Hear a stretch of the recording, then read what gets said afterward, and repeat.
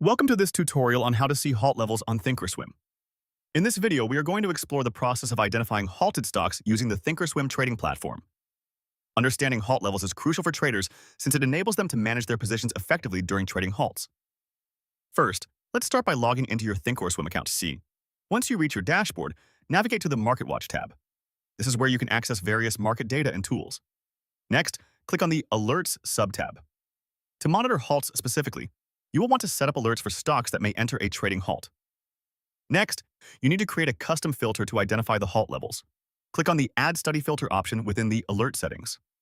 From the drop-down menu, auto-select Stock, and then set the condition to display stocks that have a certain percentage change or abide by specific volume criteria. This will help you pinpoint stocks that are more likely to be halted.